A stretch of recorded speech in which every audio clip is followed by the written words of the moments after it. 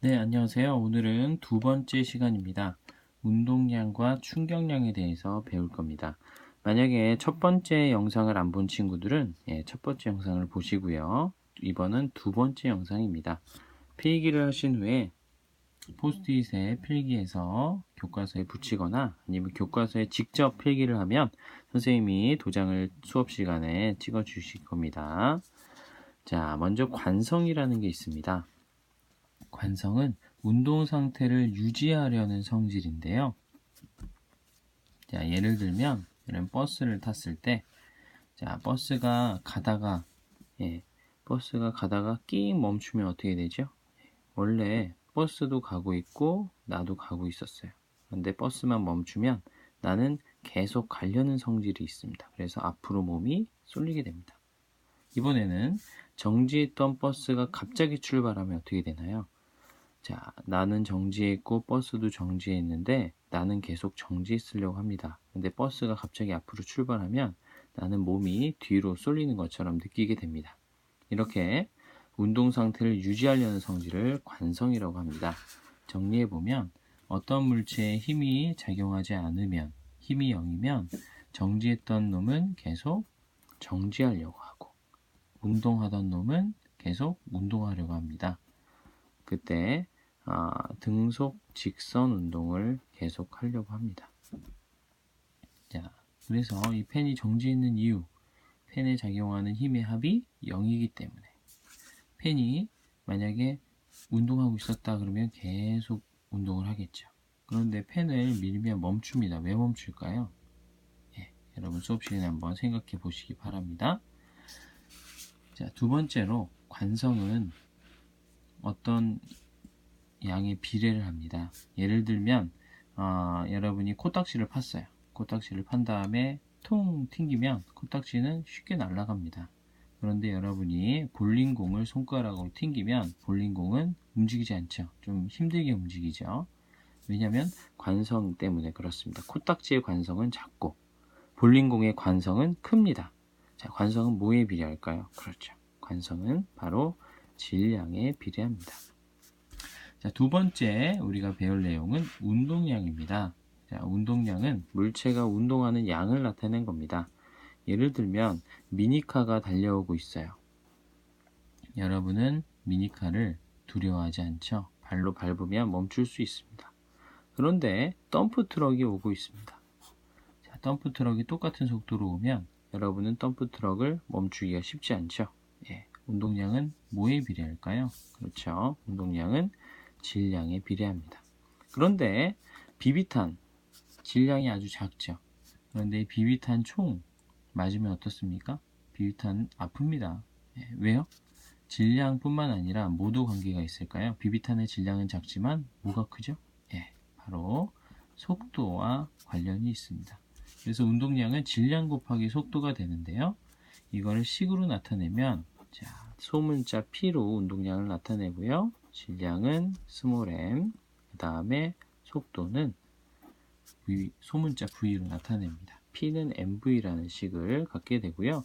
단위도 살펴보면 질량의 단위를 우리는 킬로그램, 속도의 단위를 미터 퍼 세크 두 개를 곱하면 운동량의 단위는 킬로그램, 미터 퍼 세크가 됩니다. 자, 두 번째로 운동량에 대해서 우리가 알아봤고요. 이 운동량은 충격량과 관계가 있습니다. 세 번째로 충격량을 보도록 하겠습니다. 충격량, 어떤 물체에 충격을 주는 양을 얘기합니다. 예를 들면 여러분 야구를 생각해 볼까요?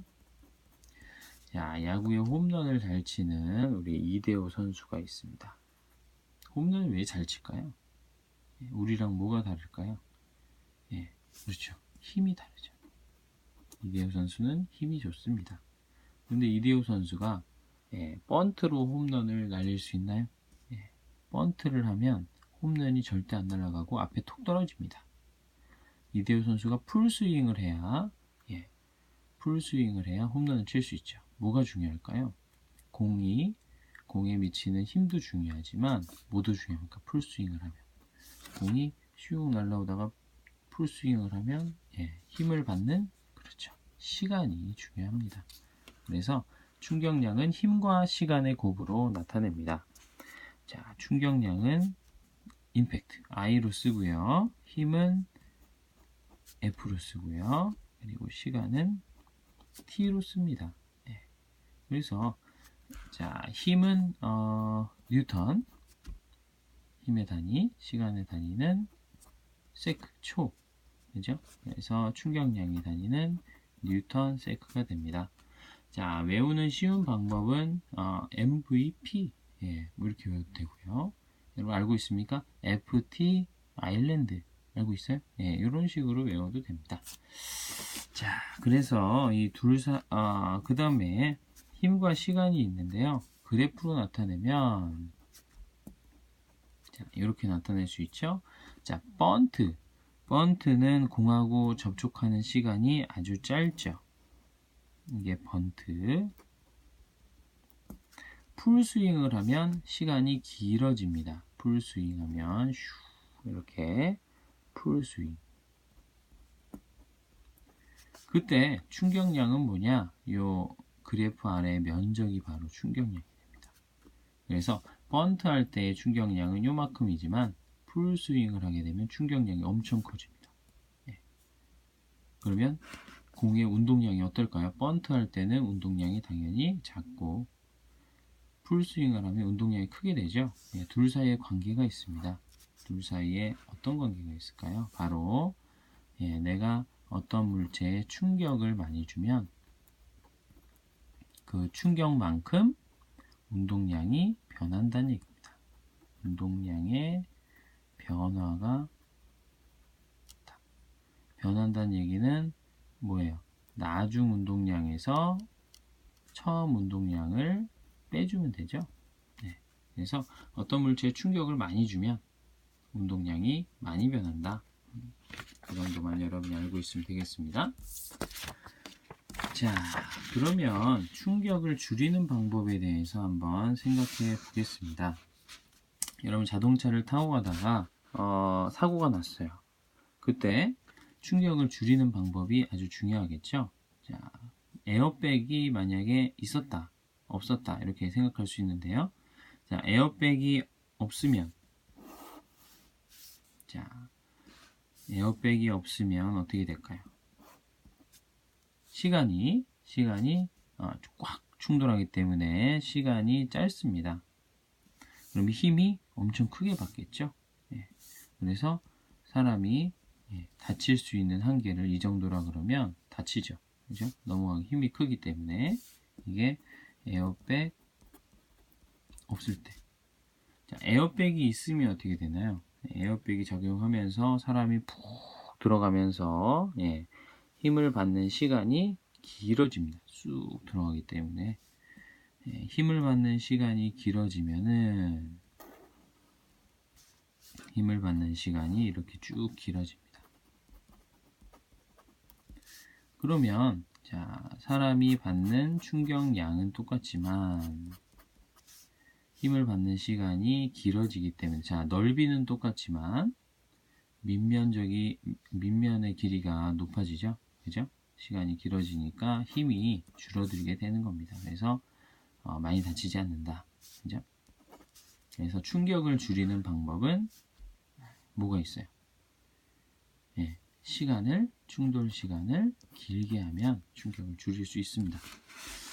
자, 그래서 오늘 운동량과 충격량을 배워봤는데요. 여러분이 수업 시간에 이런 활동들을 할 겁니다. 비주얼 싱킹이라는 활동인데요. 비주얼, 보이는 싱킹, 생각하는 거죠.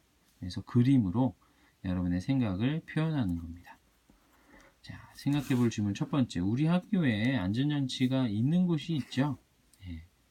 이 운동량과 충격량의 원리를 이용해서 안전장치를 만들어 놓은 곳이 있습니다. 어디가 있는지 여러분 비주얼 싱킹으로 표현하는 거고요.